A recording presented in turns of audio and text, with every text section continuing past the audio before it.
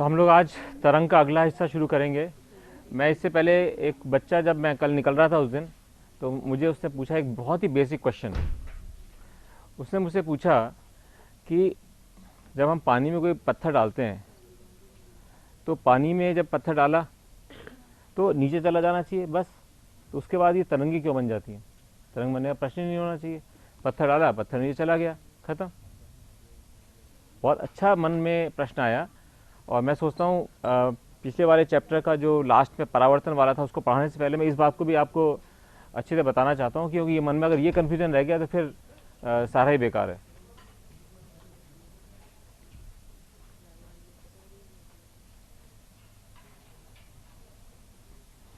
सबसे पहले मैं एक बहुत ही मूल बिंदु से शुरू करता हूँ कि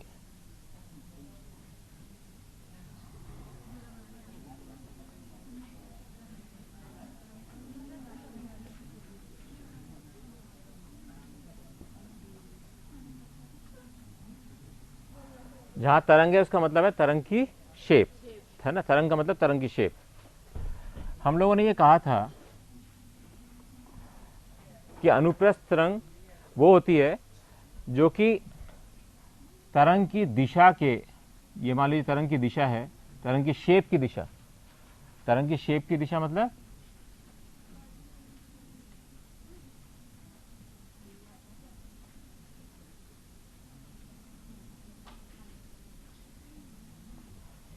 ठीक है।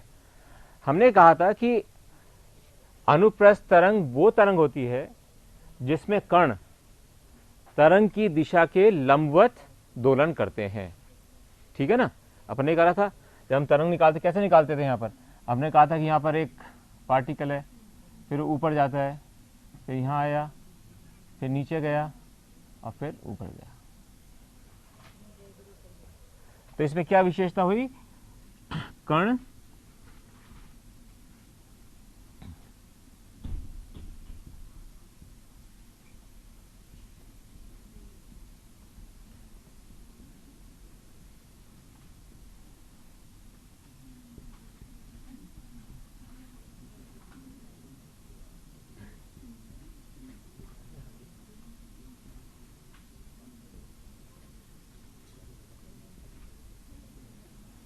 ठीक है। और जब तरंग की दिशा के लंबवत दोलन करते हैं तो कब संभव है? मान लीजिए जैसे हम लोग हमेशा इस तार को एग्जाम पे लेके चलते हैं, तो जैसे हम लोगों ने इसको हमने ऊपर किया तो क्या हुआ? इसकी शेप चेंज हुई, शेप चेंज हुई ना इसका। तो इसका नाम बेसिक चीज क्या लिख सकते हैं?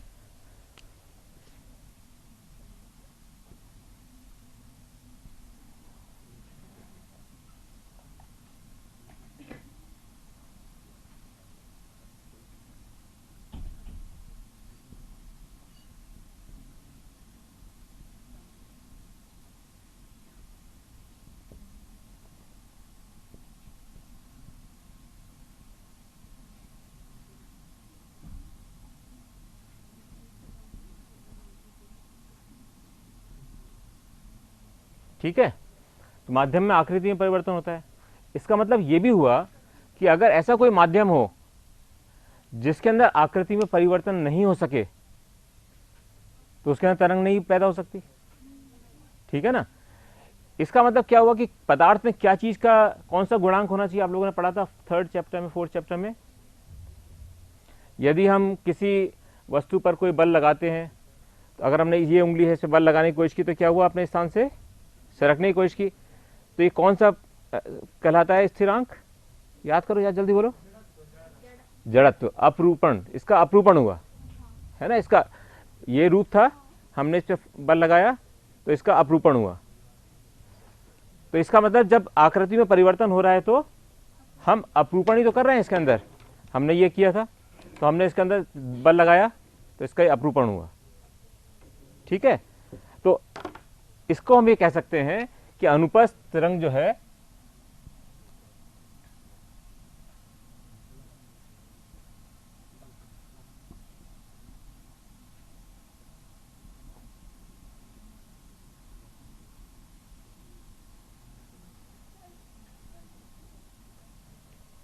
मैं बोल देता हूं, अनुप्रस्थ तरंग अपरूपण स्थिरांक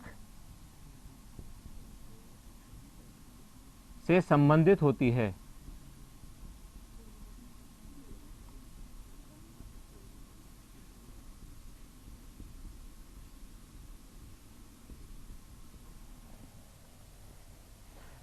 इसका मतलब यह भी हुआ कि जिसके अंदर अपरूपण स्थिरांक नहीं होगा, यानी कि जिसके अंदर अपरूपण की शक्ति को सहन करने की शक्ति नहीं होगी, उस पदार्थ में नहीं होना चाहिए। तो अनुप्रस्थ तरंग किस किस में बन सकती है? जिसमें अपरूपण सहन करने की शक्ति हो, यानी कि अपरूपण स्थिरांक ज्यादा हो। ठीक है ना। अगर अपरूपण स्थिरांक नहीं होगा, जैसे पानी, पानी को आपने धक्का दिया, कहां जाएगा? पानी बह के उधर चला जाएगा, तो उसमें अपरूपण स्थिरांक नहीं होता। तो हम ये क्या कह सकते हैं कि यह है केवल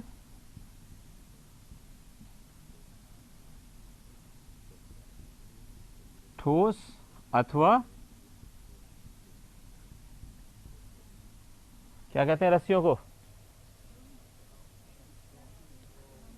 डोरी। राजस्थान में रहने वाले लोग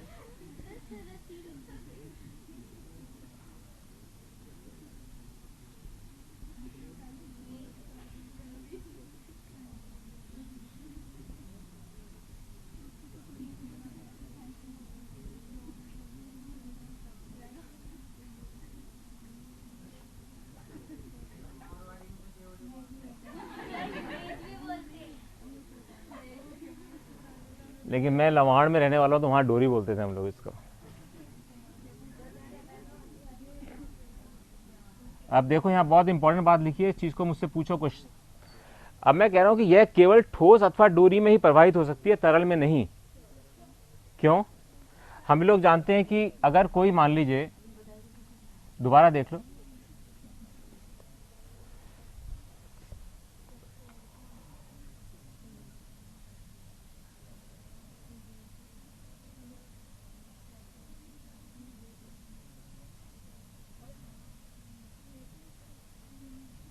अगर हमने यहां पे बल लगाया F,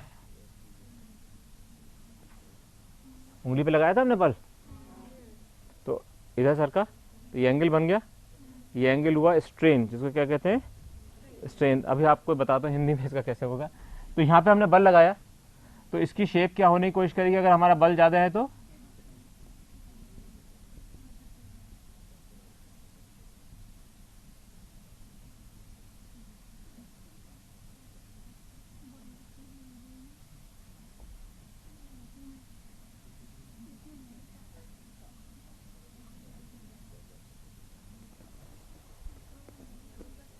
याद आ गया आपको? तो जी क्या होता है यहां पर? बल अपॉन कितने बल के कारण इसके अंदर ये एंगल बना। सिद्धांत ही होता है ना अपरूपण स्थिरांक निकालने का। आपने पढ़ा होगा ना इस चैप्टर को। तो अपरूपण इसका अगर हो रहा है थीटा से, तो इसको जी कहेंगे बल upon force per unit area.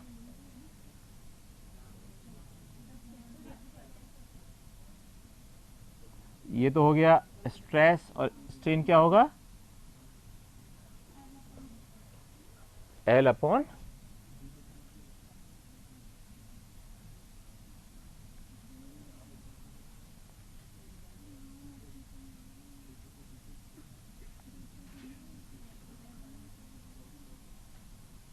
तो हम क्या कह सकते हैं? बल अपॉन क्षेत्रफल, यानी फोर्स जो लगाया है और उसका क्षेत्रफल हो मान लीजिए ए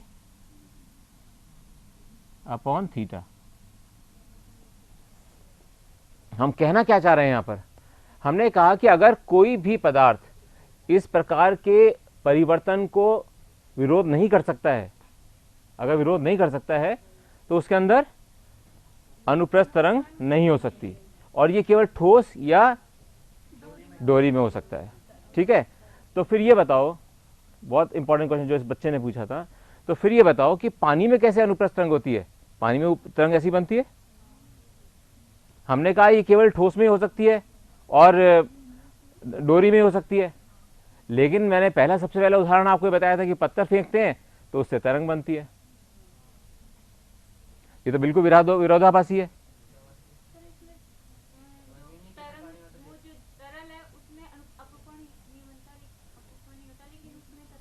क्यों बनती है? वही तो पूछ रहा हूं मैं, क्यों ऐसा क्यों फिरती? मेरे सिद्धांत गलत हो गए ना लिखवाए हुए सारे। अगर ऐसा है तो इसका मतलब जो सिद्धांत में बता रहा हूं आपको गलत है। दोबारा से पढ़ो, इसके अंदर क्या लिखा सेंटेंस, यह केवल ठोस अथवा डोरी में ही प्रवाहित हो सकती है, तरल में नहीं। अब फिर तरल में तो होती है, लेकिन हमको पता है पानी में हम पत्थर फेंकते हैं तो उसके अंदर होती है तरल। यस, नहीं नहीं, इसने बहुत अच्छा बोला। क्या नाम है आपका, कहाँ पढ़ते हो? Good, very good. इसने क्या बोला, इसने मे को समझ गया, इसने समझ गया बच्चा कि मैंने मे क्यों बोला। मे मतलब ये, अगर हमने कोई ठोस लिया और हमने इसको यहां से किया तो भी आवाज यहां तक पहुंच जाएगी। अगर आप कान पे लगा के सुनेंगे, पहुंच गया, इसका मतलब तरंग इसके अंदर चल गई। ठीक है, इसी प्रकार डोरी में हमने देखा था, अगर हमने थोड़ा सा अपरूपण किया तरंग चल गई। अब पानी में क्या होता है, ये जो प्रश्न था इसका मैं उसका उत्तर देना चाहता हूं कि पानी में क्या हुआ। आपने देखा होगा कि पानी, अगर पानी की सरफेस यूं है तो सरफेस क्यों रहती है? किस कारण से सरफेस इस तरह से रहती है? सरफेस टेंशन, पृष्ठ तनाव, ये रहती है पृष्ठ तनाव के कारण ऐसे रहती है।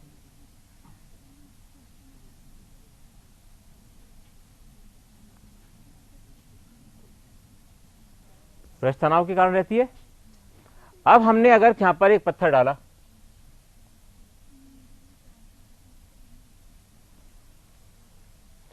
अभी क्या करेगा यहां पर,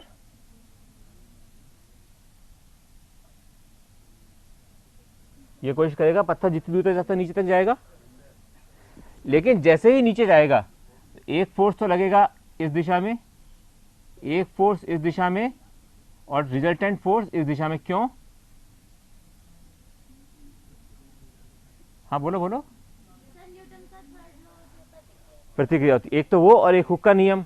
हुक का नियम क्या होता है कि जो भी बल लगता है उसके विरोध में, जैसे स्प्रिंग का निकाला था हम लोगों ने कि स्प्रिंग दबाया था तो स्प्रिंग को विरोध स्प्रिंग ने किया उसकी, क्योंकि उसकी आकृति को चेंज करने की कोशिश की थी। यहां पे जब हमने पानी की आकृति चेंज करने की कोशिश की पत्थर डालकर, तो जैसे ही जो पृष्ठ तनाव था वो इसको पूरा वापस दोबारा लाने की कोशिश करेगा, इसको ऊपर लाने की कोशिश करेगा, और जब इसको ऊपर लाने की कोशिश करेगा तो क्या होगा,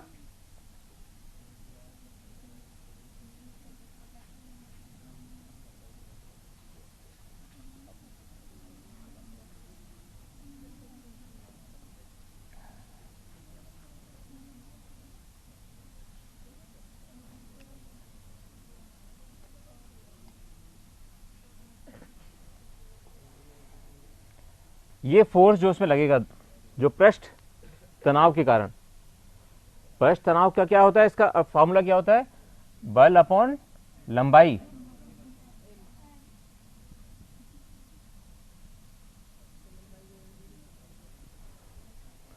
तो जैसे ही हमने यहां पत्थर फेंका, तो जैसे ही यहां तक पहुंचेगा पत्थर, इमीडिएटली ये पूरी सरफेस टेंशन के कारण, यानी कि पृष्ठ तनाव के कारण इसके बल इसको ऊपर फेंकने की कोशिश करेंगे।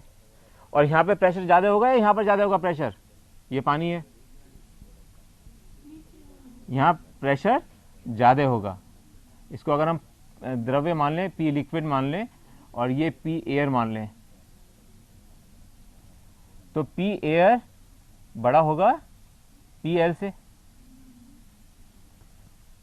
जानते हो ना, किसी भी बबूले में, या क्या कहते हैं उसको आप लोग, बुलबुले में, किसी बुलबुले में प्रेशर ज्यादा होता है कम, अंदर अंदर, अरे कम होगा तो फूट ही जाएगा,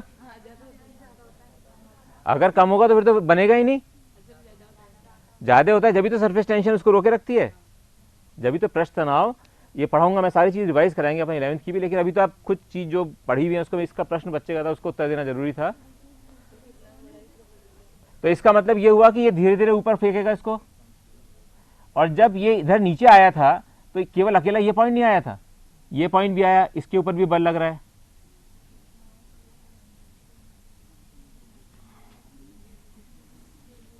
और इसी प्रकार जब ये नीचे आ रहा था तो नीचे भी एकदम नहीं आ गया था। नीचे कैसे आया होगा, पहले सरफेस यूं थी, जब उसने एंटर किया होगा तो यूं हुआ होगा, फिर ये हुआ होगा। इसका मतलब प्रत्येक बिंदु अपने पास वाले बिंदु को ऊर्जा देता जा रहा है, और जिसके कारण वो भी पार्टिकल वहां पर दोलन करना प्रारंभ कर देगा।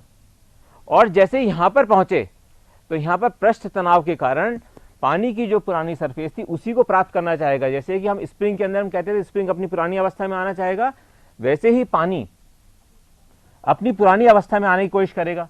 अब लेकिन यहां तक जो बल है, इतना ही बल के लिए, इतना ही बल इसको ऊपर खींच के ले जाएगा। जितना बल नीचे होगा उतना ही ऊपर ले जाएगा। याद है अपन स्प्रिंग में करा था।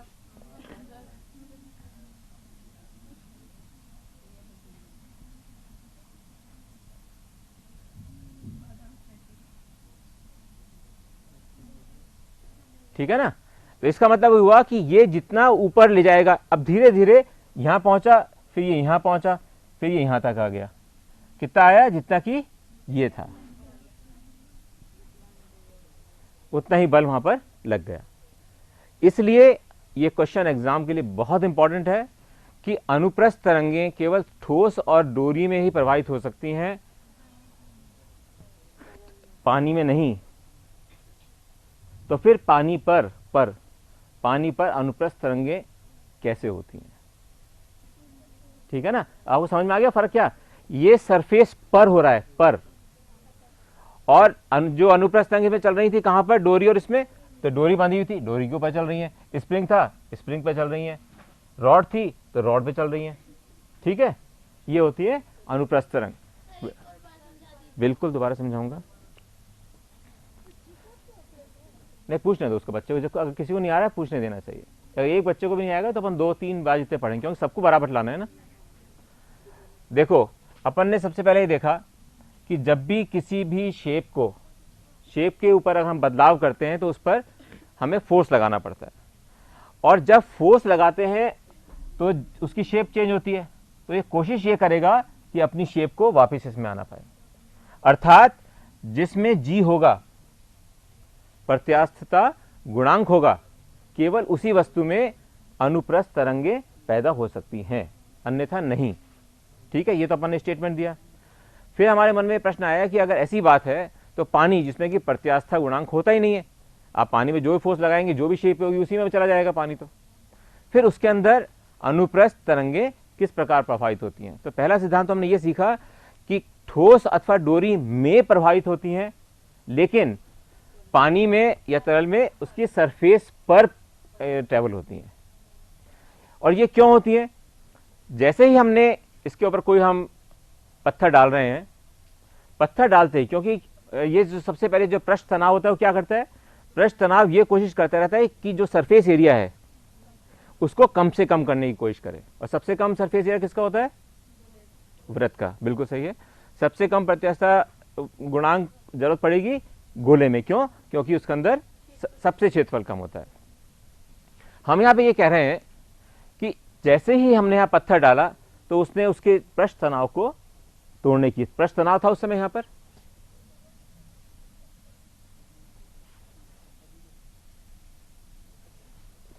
इसको तोड़कर पत्थर नीचे गया। लेकिन चूंकि पृष्ठ तनाव को ये पूरा कोशिश करेगा पानी वापस दोबारा उठने का, अगर हम इसको यहां तक ले गए तो पूरा कोशिश करेगा इसके अंदर उतना ही बल लगे जितना कि बल के साथ पत्थर नीचे आया। जब नीचे आ रहा था पत्थर, तो जैसे ही उसने यहां पर बनाया तो केवल अकेला इस जगह को नहीं किया इसने यहां पर भी बल लगाया, यहां पर भी बल लगा। इन दोनों में देरी तो हुई, यानी कि ये वाला बिंदु जो है, ये वाला बिंदु, इसको जब बड़ा बना के देखते हैं अपन,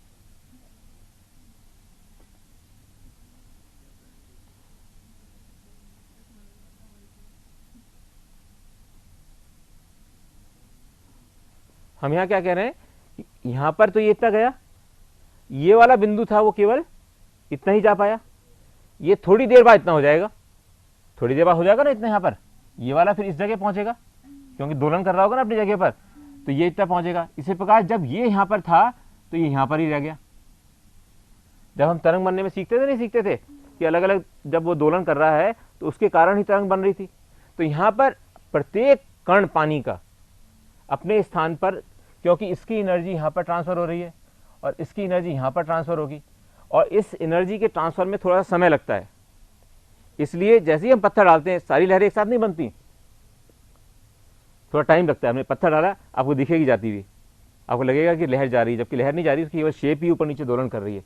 लेकिन हमको दिखता है, एकदम नहीं दिखता सारी वहां तक पहुंची हुई, कुछ टाइम लगता है उसको वहां तक पहुंचने में। इसका अर्थ तक ये हुआ कि जब ये यहां तक पहुंच गया पत्थर, तो जो यहां पर पृष्ठ तनाव था, उस पृष्ठ तनाव को बराबर करने के लिए वापस पानी अपनी सतह पे आने की कोशिश करेगा।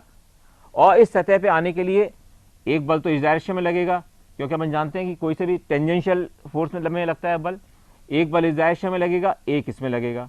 तो इसका दोनों का जो रिजल्टेंट फोर्स होगा वो इसको ऊपर ले जाने की कोशिश करेगा। और जब कभी भी इसको ऊपर ले जाने की कोशिश कर रहा है तो हमको पता है कि जब यहां पर प्रेशर कम होता जा रहा है, अगर हम किसी पे से दबाव हटा देंगे, फोर्स हटा देंगे, तो वहां क्या होगा, प्रेशर कम हो जाएगा। भाई आज हमने मान लीजिए कोई ये चीज दे रखी है, तो हमने इसको बहुत जोर से दबा रखा, मैं इसको जैसे जैसे इसको हटाऊंगा तो इस पर दबाव कम होता चला जाएगा। इसका मतलब यहां पर दबाव कम होता चला जाएगा और इसके अंदर दबाव बढ़ता चला जाएगा। अब जब दबाव बढ़ने का क्या मतलब हुआ कि धीरे धीरे जब ये यहां तक पहुंचेगा ये वाला, तो यहां पर क्या बनेगी,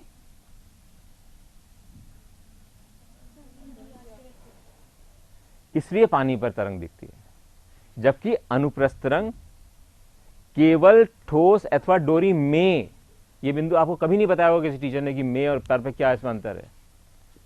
और एग्जाम में इसलिए बच्चे कंफ्यूज आते हैं कि अरे ये तो हो ही नहीं सकता, वहां तो टीचर ने हमें बताया था खड़े होकर कि नहीं वो तो डोरी और उसमें होती है और यहाँ पानी है, इसमें हो ही नहीं सकता।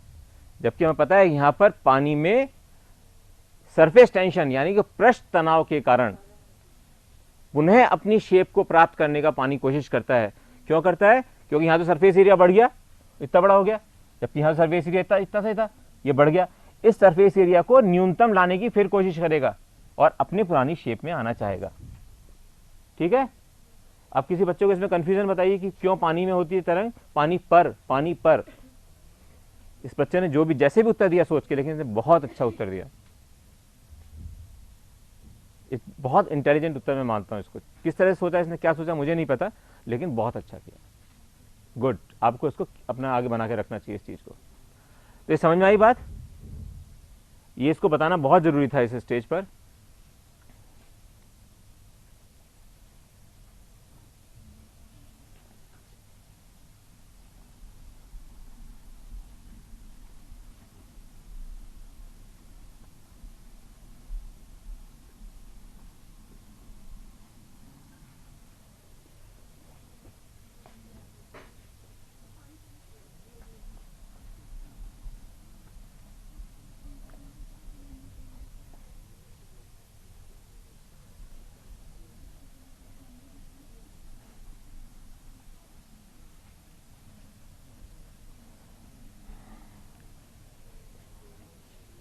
अब दूसरी तरह की कौन सी तरंग होती है,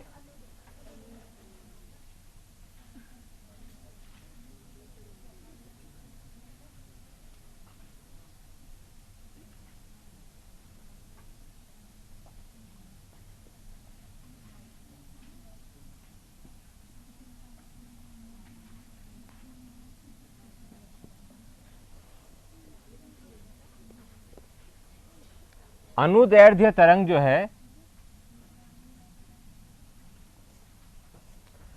इसमें कणों का विस्थापन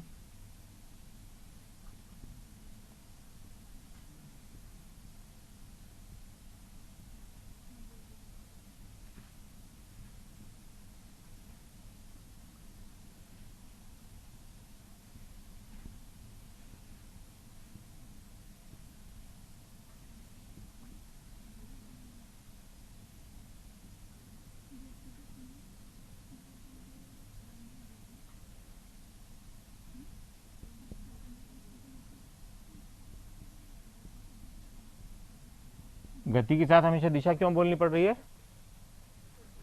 क्योंकि वेक्टर है तो उसकी कुछ तो मान होगा और कुछ दिशाओं की। जैसे अपन हर बार बात करते हैं, जब भी गति की बात करते थे, याद है आपको, यहाँ पॉइंट दिखाया, तो इसका मतलब ये इसका मान है और ये इसकी दिशा है। तो कणों के विस्थापन तरंग की गति की दिशा में होता है। ठीक है, इसका क्या हो सकता है उदाहरण? मान लीजिए हम लोगों ने एक ऑर्गन पाइप लिया, याद है आपको ऑर्गन पाइप, और इसको क्या कहते हैं?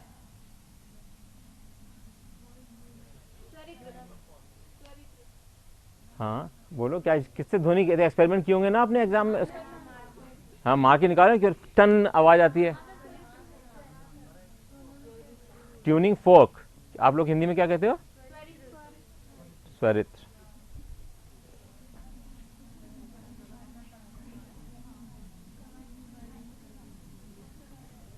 मैं ये सब चीजें आपको दूसरे चैप्टर से मिला के इसलिए पढ़ा रहा हूँ जिससे कि आपको सारा कंसेप्ट क्लियर हो जाए। किताब में क्या होता है, अलग अलग चीज होती है, उससे जोड़ते नहीं है उसको, तो पता नहीं चल पाता बच्चों को कि वो क्या कैसे हो रहा है इस चीज का सारा। तो अगर अपन ने स्वरित्र को पैड पे मार के और हमने इसको किया, तो ये मान लीजिए इस स्टेज में आया, ठीक है, जब कंपन होता है इसके अंदर, इसको ध्यान से देखना क्योंकि ये बहुत ज्यादा इंपॉर्टेंट चीज है। अगर इसका कंपन होगा तो ये क्या करने की कोशिश कर रहा है? इसने कंपन से यूं किया, इसका मतलब जब कंपन यूं होगा, इसका क्या मतलब हुआ कि यहां पर दबाव डालने की कोशिश कर रहा है। यहां पर कणों को क्या किया, जितने भी कण थे यहां पर,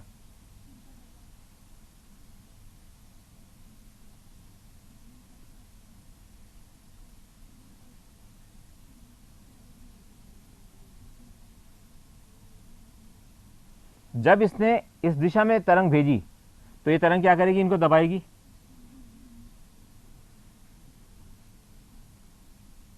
ठीक है, और इनको दबाएगी तो ये आगे क्षेत्र में जाने की कोशिश करेंगे जब इन पे दबाव डलेगा। यानी कि अगर हमने यों किसी हवा को, मैंने यों किया, हवा चल रही है, यहाँ पर हवा है, मैंने इसको यों किया, तो ये सारे कण कहाँ जाने की कोशिश कर रहे हैं? आगे की तरफ में। तो ये कण अगर यहां पहुंच जाए,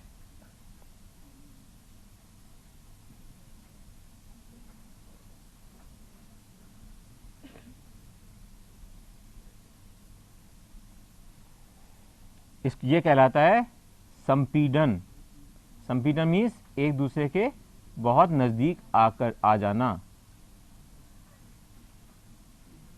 ये यहां चले गए। अब अगर यहां चले गए तो यहां पे क्या हुआ? कणों की कमी हो गई, ये कण तो आगे चले गए। इसका मतलब यहां पे क्या हुआ? विरलन। जहां पर कण कम रह गए, अब बहुत कम रह गए, तो ये हो गया विरलन। और हम लोग एक बेसिक सिद्धांत जानते हैं, जहां पर कम तल होता है वहां पर अधिक तल से पानी बहता है। उस प्रकार जहां अधिक प्रेशर होता है वहां से कम प्रेशर की तरफ प्रेशर बहता है। ठीक है, और जब ये आगे चला गया तो यहां पर कम प्रेशर रह गया, तो अब इसको प्रेशर वापस बराबर बनना चाहेगा, क्योंकि एटमॉस्फेरिक प्रेशर तो बराबर है, पूरे कमरे में वही प्रेशर है, सेम प्रेशर है ना कमरे में। तो अभी क्या करेंगे, आसपास के कण यहां से आएंगे।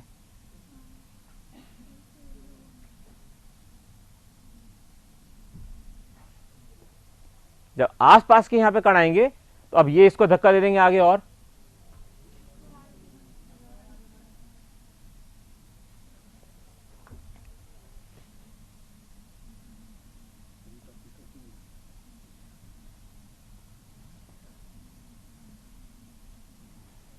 तो संपीड़न और आगे सरक गया।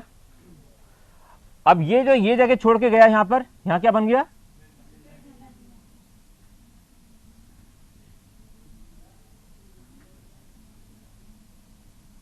और जब यहां विलयन बना तो ये वाले जो अणु यहां पर आए थे, परमाणु, ये क्या करेंगे, इसके अंदर घुसने की कोशिश करेंगे, तो ये यहां घुस जाएंगे, तो फिर यहां पर संपीड़न हो जाएगा। और जब यहां संपीड़न होगा तो इनको धक्का दे देंगे, ये आगे जाएंगे। इस प्रकार संपीड़न और विलयन होता जा रहा है।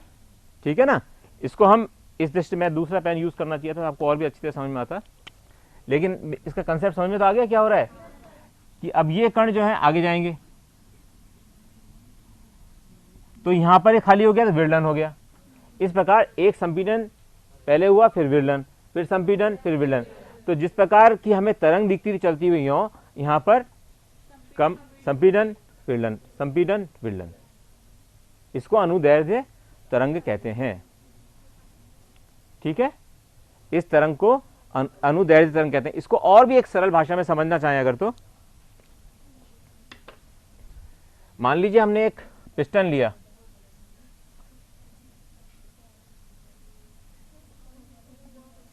हमने एक पिस्टन लिया,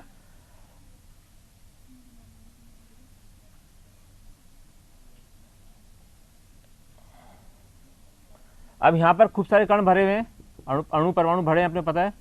ठीक है, अणु है। अब हमने इसको प्रेशर किया नीचे, तो क्या होगा अगर हम इसको यहां ले आए,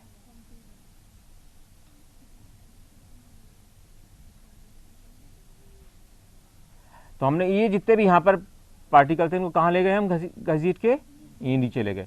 तो यहां पर बहुत ज्यादा इनकी डेंसिटी ज्यादा बढ़ गई, घनत्व ज्यादा हो गया, ये हो गया संपीड़न। अब हमने इसको ऊपर उठाया, तो फिर वापस क्या होगा, विरलन। ये वाले अपने फटाक से उस जगह पहुंचना चाहेंगे।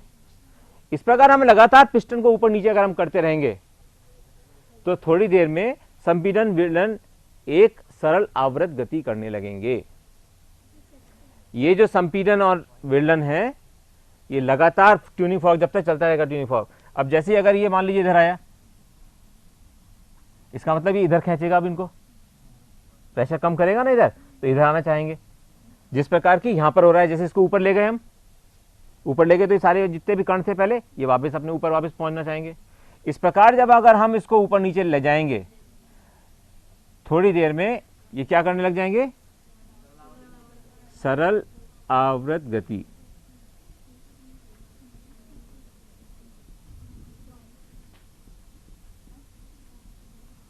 और इस सरल आवर्त गति के कारण हमारे पास तरंग होगी, तरंग की शेप।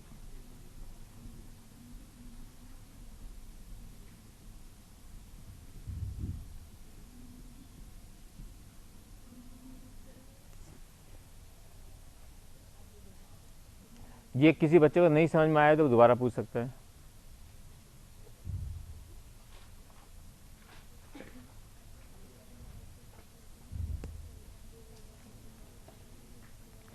तो इसका मतलब क्या हुआ कि आयतन प्रत्यास्था गुणांक, यहां क्या काम आ रहा है, ये किस किस में हो सकता है। अब एक मिनट लिखो, यहां लिखते हैं पहले, आयतन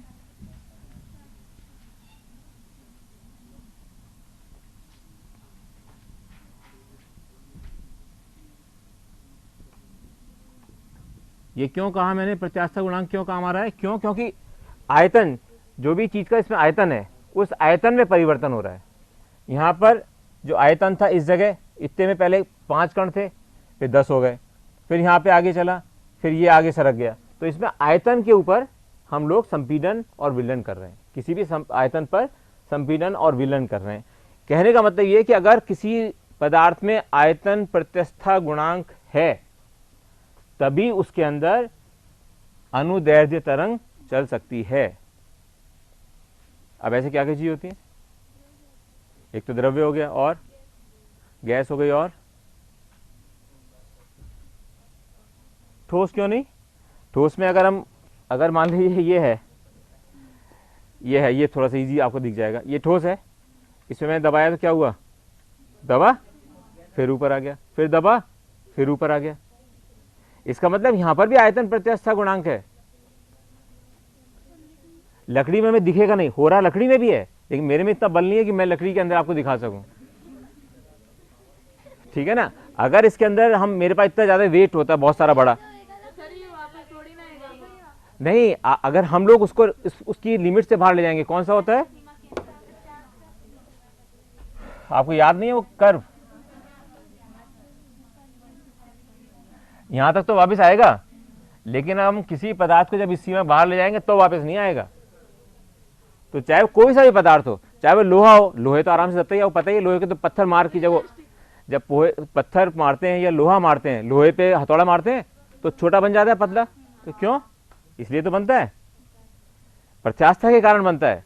इसका मतलब यहाँ एक बहुत बड़ा परिवर्तन हो गया कि जो अनुदैर्ध्य तरंग है वो ठोस, तरल और गैस तीनों में चल सकती है।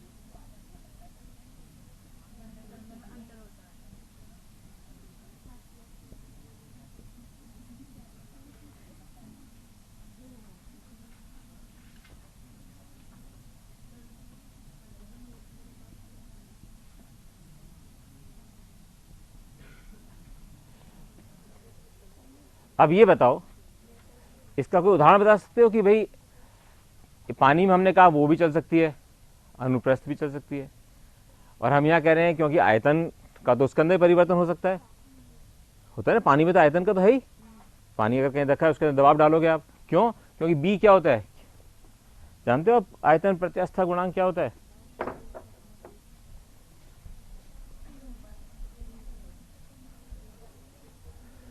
बी क्या होता है? B is equal to minus P, यानी कि इस दबाव में परिवर्तन के कारण कितना आयतन में परिवर्तन हो रहा है।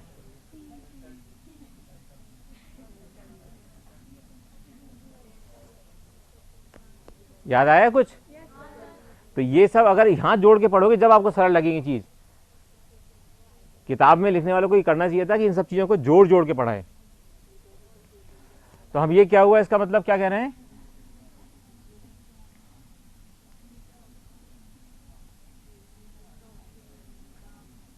कितने दबाव के परिवर्तन से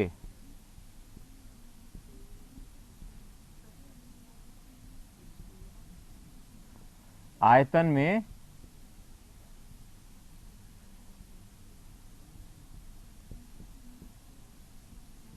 कितना परिवर्तन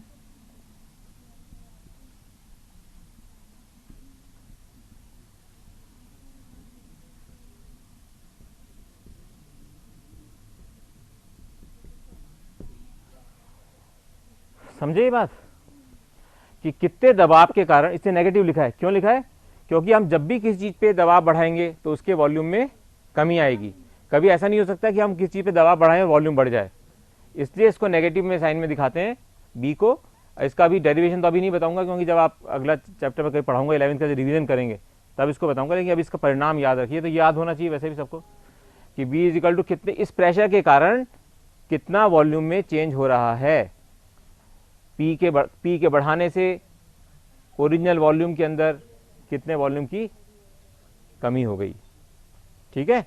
ओरिजिनल वॉल्यूम में कितने वॉल्यूम की कमी हो गई, ये इसको कहते हैं आयतन प्रत्यास्था गुणांक। तो ये वाला सिद्धांत तीनों पे लागू होता है, ठोस, तरल और गैस पर। चाहे आप ठोस पे दबाव बढ़ाएं वॉल्यूम में परिवर्तन आएगा, चाहे आप तरल पे बढ़ाएं तो उसमें वॉल्यूम में परिवर्तन आएगा, चाहे आप गैस पे बढ़ाएं तो उसके अंदर वॉल्यूम परिवर्तन आएगा। इसका मतलब अनुदैर्ध्य तरंगें ठोस, तरल और गैस सभी में चल सकती हैं, में, है ना, सभी में चल सकती हैं। ये बच्चे के प्रश्न का उत्तर अब तो तुम्हें क्लियर हुआ। अब इसको थोड़ा सा आगे चलते हैं। लेकिन इसने अच्छा क्वेश्चन पूछा था, क्योंकि ये मैंने पढ़ाया नहीं था आपको। मैं ये सोच रहा था कि शायद ये आता होगा क्योंकि लास्ट में चैप्टर पढ़ा होगा।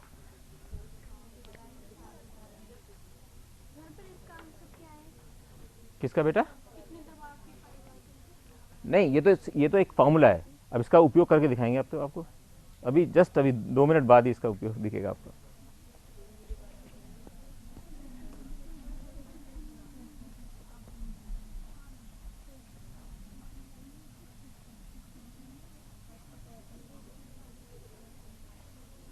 यहां हम लोगों ने क्या लिखा था? क्या था? जी की वैल्यू क्या थी?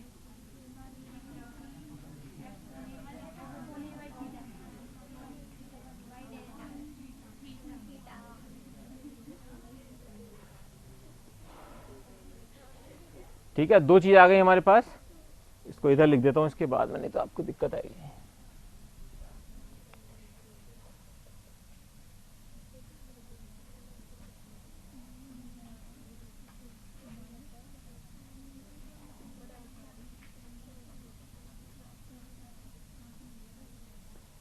इसको अगर इसको थ्योरी से याद रखोगे तो बहुत ईजी रहेगा। किसी भी चीज़ पे दबाव बढ़ाया तो उसके वॉल्यूम में परिवर्तन होगा, बस ये याद रखो, तो आपको इस पे फॉर्मूला याद रखने की जरूरत नहीं है फिर।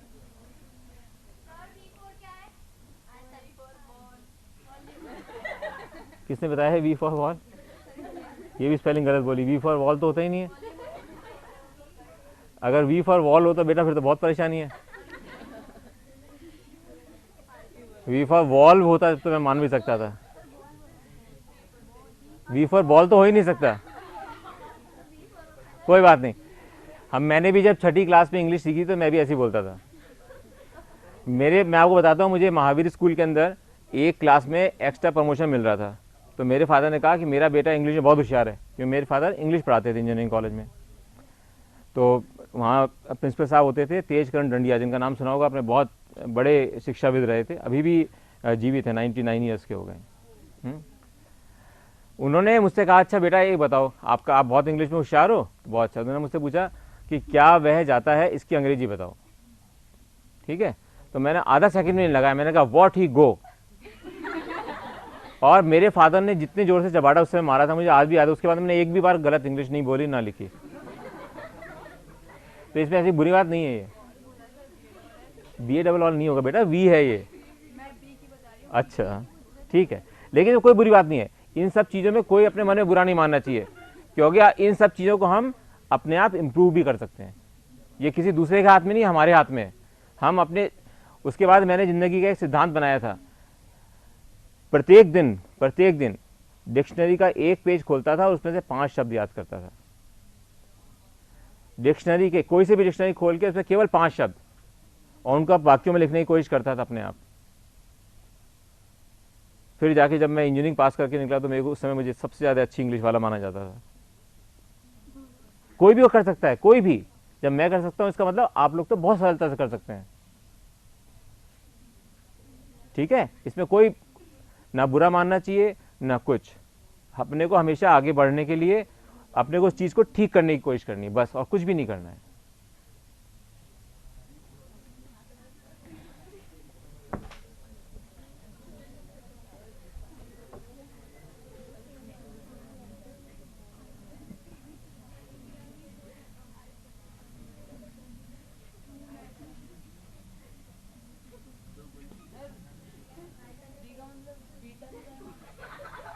कुछ भी लिख सकते हो आप, बी की जगह आप डी भी लिख दो, जी भी, कुछ भी लिख सकते हो, आपके मन है। ये तो क्या है, आयतन प्रत्यास्था गुणांक, इसको आप जो चाहो। हाँ, ये आयतन में परिवर्तन है।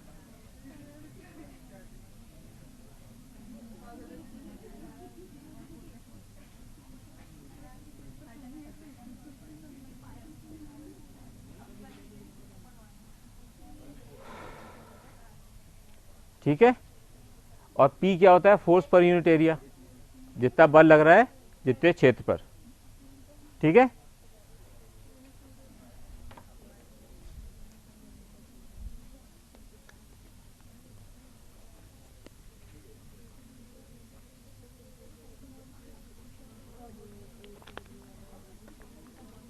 केवल फिजिक्स ऐसा सब्जेक्ट होता है जिसमें बच्चा कभी कंफ्यूज नहीं हो सकता, अगर अगर अगर वो केवल सिद्धांतों को याद रखे। बस सिद्धांत याद होने चाहिए कि ये इसका ऐसा, वो भी आंख बंद करके अगर सोचोगे तो एकदम याद आ जाएंगे आपको। इसलिए एग्जाम में जब भी क्वेश्चन कोई नहीं आ रहा हो तो आंख मीच के सोचना चाहिए, आंख खोल के कभी नहीं सोचना चाहिए, कभी नहीं आएगा आपके दिमाग में वो बात। अच्छा, अब चलो, अब ये दोनों चीज़ को आगे बढ़ते हैं। अपन ने ये देखा था, कल आपको बताने की कोशिश की थी कि जब ये तार है, मोटा है, इसके अंदर तरंग उत्पन्न करना कठिन था, पतले तार में सरल था। ठीक है, इसका क्या मतलब हुआ, अगर हम अनुप्रस्थ तरंग की बात करें तो जो तरंग की गति है, वैसे तो तरंग की गति हमने क्या निकाली थी, एयर में, खुली एयर में क्या थी तरंग की गति, लैम्डा अपॉन,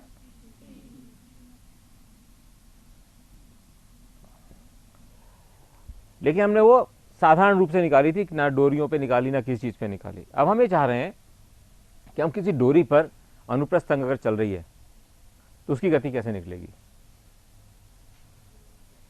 अब ये तो हमने केवल हवा में जब चल रही है, साउंड की वेव चल रही है, तो हमने उसकी गति कैसे निकालेंगे, निकाल लिया, सब कुछ कर लिया। लेकिन अगर कोई अनुप्रस्थ तरंग एक डोरी पे चल रही है, उसकी गति कैसे निकालोगे।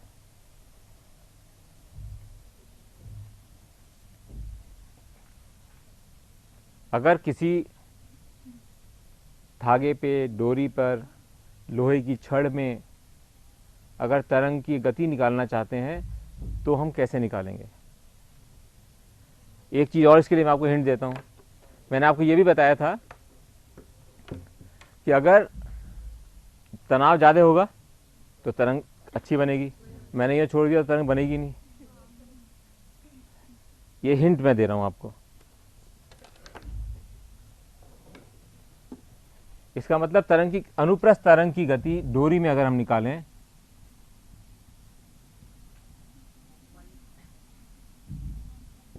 इसको निकालने के लिए विमा का सिद्धांत उपयोग में लेते हैं। विमा जानते हैं, MLTV है ना। इसमें सिद्धांत आता है काम विमाओं का। विमाओं का चैप्टर अच्छा तरह पढ़ा हुआ है ना। बिल्कुल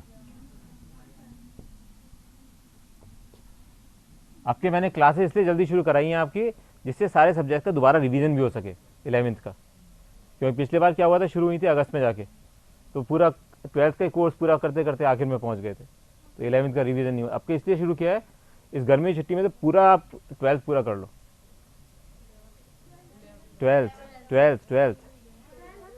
12th बोला है, अभी तो 11वीं का चल रहा है चैप्टर ये। लेकिन इस चैप्टर खत्म होते 4 चैप्टर 1 सेकंड में, मतलब ये 4 चैप्टर को 2 सप्ताह में खत्म हो जाएंगे। 4 चैप्टर आप खुद देखोगे अपना, मुझे नहीं करना पड़ेगा, आप खुद ही बताओगे कि हाँ सर ये तो आता है, आगे चलो। 12th के 4 चैप्टर की बात कर रहा हूँ।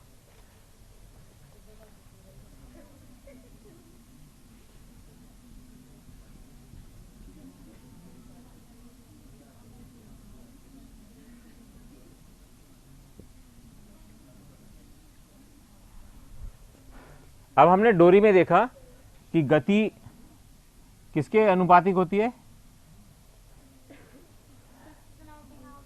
तनाव के अनुपातिक हुई। जैसे अपन ने ये देखा हुई ना, तनाव के कारण, तनाव के अनुपातिक है। तनाव ज्यादा होगा तो गति ज्यादा होगी, फटाक से यहाँ पहुंच गई। फिर मैं थोड़ा सा कम किया, अब टाइम ज्यादा लगा, और कम किया तो पहुंचने में बिल्कुल मुश्किल आ रही है। अब मैंने किया तो पहुंच ही नहीं रही वहां पर। ठीक है, इसका मतलब अब ये कह सकते हैं कि ये तनाव के अनुपातिक होती है। तनाव के अनुपातिक होती है। तनाव क्या होता है, बल। तनाव क्या होता है,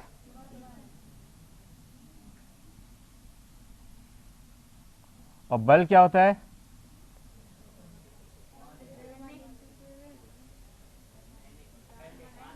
हाँ।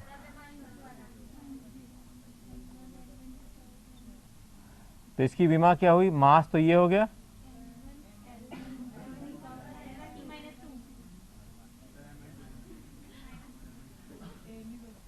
ठीक है, m1L1T-2।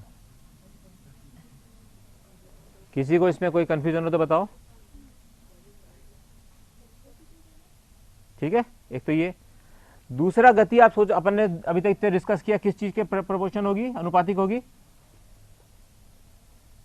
अगर तनाव की तो बात हो गई, अभी क्षेत्र अब बताया था ना आपको इसकी, अगर ये मोटी होगी तो उसमें बहुत धीरे बहेगी, और अगर पतली होगी तो उसमें तेज बहेगी। तो इसका मतलब हाँ, व्युत्क्रम अनुपाती, बिल्कुल व्युत्क्रम अनुपाती होगी। इसका मतलब क्या हुआ, किसके बराबर हुई हो, किसके प्रोपोर्शन में होगी, जिस जो कि उसका अपन ने देखा था कि क्या पूरा पूरा हम लोग सरका के देख रहे थे, तो क्या देख रहे थे,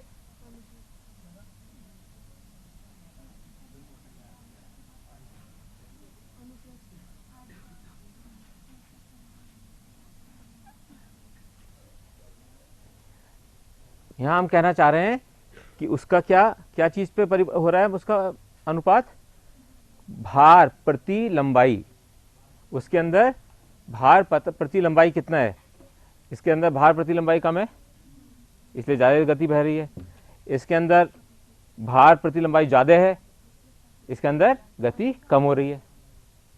समझ रहे हैं कोई बात? क्योंकि इसके अंदर भार प्रति लंबाई, भार प्रति लंबाई, तो अगर हम इसको कहें भार प्रति लंबाई को क्या कह सकते हैं,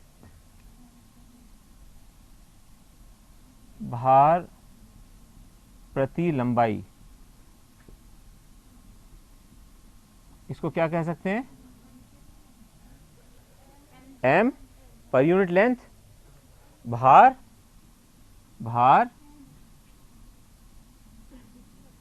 पर यूनिट लंबाई, मास पर यूनिट लेंथ। दोबारा देखो इसको, इसका मास एक लंबाई अगर ये मान ली जाती है इसमें ज़्यादा है इसलिए इसके अंदर कम गति हो रही है, इसके अंदर कम है इसमें ज़्यादा गति हो रही है, तो ये इसके व्युत क्रमानुपाती होगा भार प्रति लंबाई के। अगर हम इसको रो मान लें, अगर हम इसको या म्यू मान लें या एक्स मान लें, जो भी आपको अच्छा लगे, क्योंकि रो वहाँ यूज़ कर चुके थे सरफेस टेंशन में, अपन इसको यूज़ नहीं करते हैं, अपन इसको म्यू कर लेते हैं, नहीं तो आपको लगेगा दोनों चीज़ एक हैं फिर गड़बड़ हो जाएगी।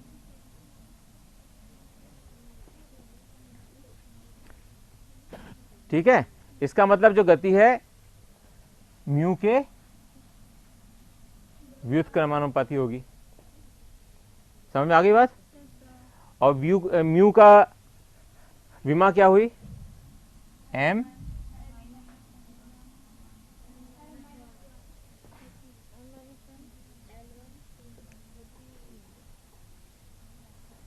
अब आप इन दोनों विमाओं को देखो, M L T minus two, M L minus one, इसके अंदर कोई सिद्धांत कुछ दिख रहा है क्या?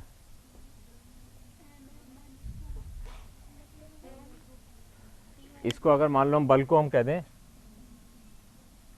टेंशन बल, क्योंकि टेंशन लिया था ना अपने, तनाव, टेंशन टी से तनाव,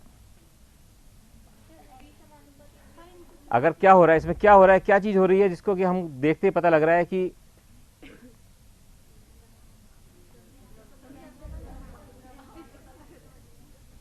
अब v किसके अनुपातिक हो रही है? हाँ बोलो बोलो, ठीक है, क्या करके देखो, कॉपी में करके देखो, करके देखो, टी वाई म्यू क्या आएगा? अगर टी अपॉन वी कर दें तो क्या होगा?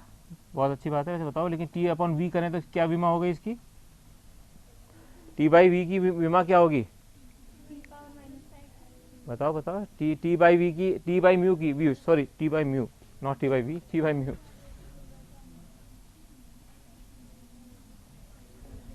बताओ, ये अपन ने लिख दिया यहाँ सारा, देखो साफ साफ दिख रहा है आपको, ये टी है, ये टी अपॉन म्यू है, ये वन अपॉन म्यू है, ये टी है, और यहाँ कर रहे हैं अपन टी में अपॉन म्यू, तो एकदम बोल देना चाहिए अपने, क्या हो गया यहाँ पे, एम अपॉन क्या है, क्या है दोनों बताओ? हाँ एल एल टू, ठीक है ना? ये तो जब भी तो लिखा था यहाँ पे अपन ने, अगर इसको लिखते हैं क्या, और क्या लिख सकते हैं इसको, L two upon T two, और इसको क्या लिख सकते हैं, एल अपॉन टी का स्क्वायर। एल अपॉन टी क्या होता है? एल अपॉन टी क्या होता है? दूरी अपॉन समय, वेग, यानी कि v, तो हम क्या कह सकते हैं, V square is equal to क्या हुआ, टी अपॉन, इसलिए v होगा अंडर रूट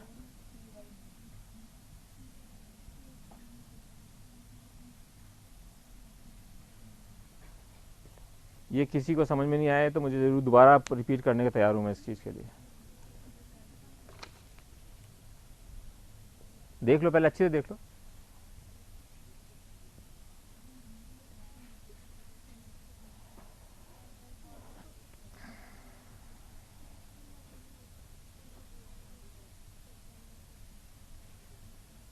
अपने को इस फॉर्मूला लिखते ये तो पता चल गया था कि v proportional to t by mu होगा, ये तो लग ही गया था अपने को v proportional t by mu है। तो अपने t बाई म्यू जैसे ही किया तो ये आ गया L square T minus two. L square T minus two को लिख सकते हैं L square upon T square, इसको लिख सकते हैं एल बाई टी का whole square. L by two क्या होता है v, इसलिए v square is equal to T by mu, तो v is equal to under root T by mu.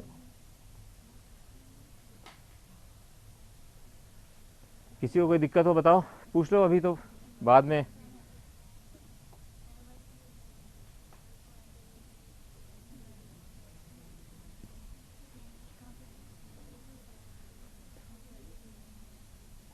ठीक है, यहाँ तक ही आगे भी चलें? नहीं, अगर नहीं पढ़ा, क्योंकि मैं चाहता था कि अगर आज आपको अनुदैर्घ्य तरंग की गति भी बता दूं तो इजी रहेगा, क्योंकि फिर ये आगे सब फिर आपको अगले दिन पूरा 10 मिनट इसमें एक्स्ट्रा लग जाएंगे।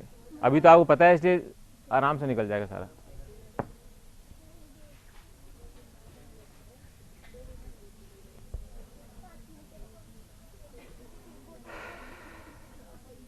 अब इससे और उससे देखो कितना एक समानता होगी, इसलिए आज करने में फायदा रहेगा, क्योंकि यहाँ आपके हाथ लिखा हुआ है ना, फिर ये सारा उसको दोबारा डिराइव करना पड़ेगा। फिर गति यहाँ पर किस चीज के प्रपोर्शन होगी? आयतन प्रत्यास्था गुणांक के अनुपातिक होगी। ये तो अपन सीखा था ना, जिसके अंदर ज्यादा इसको दबा सकेंगे उसके अंदर ज्यादा तेज गति जा सकेगी, जिसको कम दबा सकेंगे चीज को उसमें कम गति जाएगी। जिस प्रकार शहद में अगर हम उसको निकालना चाहेंगे टाइम ज़्यादा लगेगा उसको पहुंचने में गति को इधर, लेकिन हल्के पानी में अपन जो पीने वाला पानी उसमें करेंगे फटाफट निकल जाएगी, गैस में करेंगे और भी जल्दी निकल जाएगी, और बिल्कुल ठोस ले लेंगे तो टाइम लगाएगा उसके अंदर पहुंचने में। ठीक है, तो हम क्या कह सकते हैं, गति होती है आयतन प्रस्थान के। अब इसका वो निकालो विमा जल्दी से, बी की विमा निकालिए।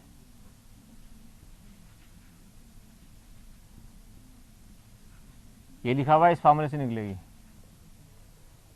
निकाल के बताओ।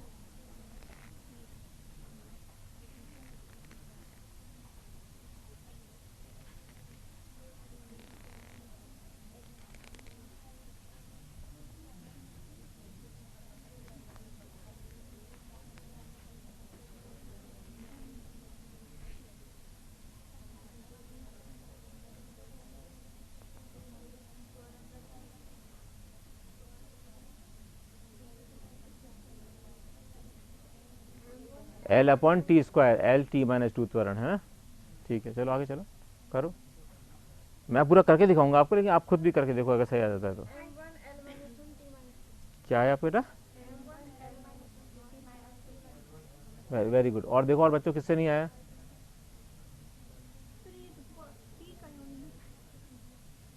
बेटा पी का है ना ये, अब यही बहुत अच्छी, वेरी गुड। अब देखो क्यों, ये तो इसकी बीमार तो एक ही होंगी, कट जाएंगे आपस में। हाँ ये यार क्या है आपका, m1 l माइनस,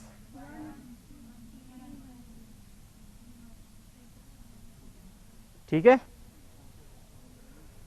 यहां हमने लिया था भार प्रति लंबाई, यहां क्या चीज यूज कर रहे हैं हम, द्रव्यमान प्रति आयतन, द्रव्यमान प्रति आयतन। क्यों बताओ क्यों? क्योंकि आयतन प्रत्यास्था, सारी बात ही आयतन प्रत्यास्था की कर रहे हैं।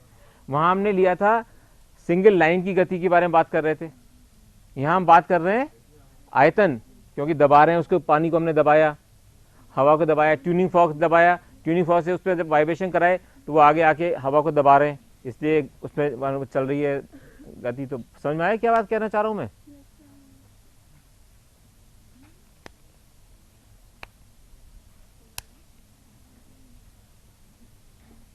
बी की बीमा ये आ गई।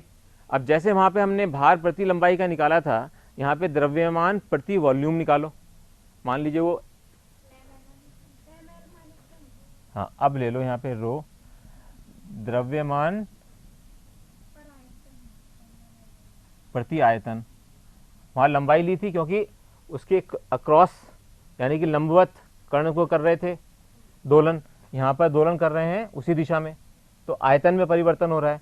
तो आयतन प्रति लंबाई है ना, आयतन प्रति लंबाई यानी द्रव्यमान प्रति आयतन। क्या हुआ, क्या होता है ये, क्या कहते हैं इसको, द्रव्यमान और अपॉन आयतन को क्या कहते हैं, कहते क्या है, घनत्व। क्या हो गया, एम एल माइनस। किसी और बच्चे को कंफ्यूजन है इसके अंदर, बता दो। तो जैसे हमने इन दोनों का भाग दिया था, हमको पता था गति इसके प्रोपोर्शन होती है और गति इसके व्युत्क्रमानुपाती होती है। किसके, क्योंकि हमें देखा ना जितनी ज्यादा घनत्व होगा उतनी ही उसके अंदर स्पीड कम होगी, और जितना घनत्व कम होगा, अभी उदाहरण दिया ना शहद का, ये वो जितना भी है, वो ये दिखाना चाह रहे थे अपन, जिसके घनत्व ज्यादा होगा उसमें उसको टाइम लगेगा, गति धीरे होगी, जितने विरल होगा वातावरण उतनी तेज गति से वो चल सकेगा। तो यहाँ पे अगर विमा का सिद्धांत लगाओ, इसका ये ml3 है, क्या होगा, इसका मतलब क्या हुआ, इसका मतलब गति क्या हुई यहाँ पर, बताओ। यस, वेरी गुड बच्चे। और बताओ गति क्या होगी इस सिद्धांत से, क्यों, और आप बताओ, किसी समझ में आया तो पूछे ना बेटा, बिल्कुल भी मन में मत रखना, कोई किसी से कम नहीं होता है, हर बच्चा बराबर दिमाग का, ये ध्यान रखना, केवल अपने को अप्लाई करना है अपना दिमाग। जैसे हमने यहाँ पे निकाला था और यहाँ हम कह रहे हैं गति b और ये इसके व्युत्क्रमानुपाती है रो के, तो b अपन रो के होगी, तो b अपन रो के वो निकाले हम लोगों ने, क्या हुई इसकी विमा, L t माइनस 2। इसको हम लिख सकते हैं L अपॉन टी का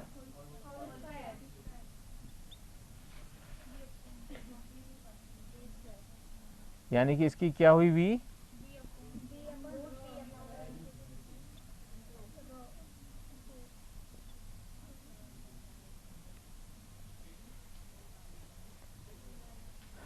तो देखो इन दोनों में क्या समानता है, समानता यह है कि यहाँ पर अनुप्रस्थ तरंग चूंकि किसी भी पदार्थ में लंबवत चल रही थी, तो उसके अंदर जो टेंशन थी वो ज़्यादा हमारे लिए महत्वपूर्ण थी, उसके अंदर टेंशन कितनी है, तभी उसके अंदर बन पा रही थी, टेंशन अपॉन लंबाई, क्योंकि लंबाई महत्वपूर्ण थी हमारे, लंबाई का वेट कितना है, मोटी रस्सी है या पतली रस्सी है, इसलिए टी अपॉन म्यू।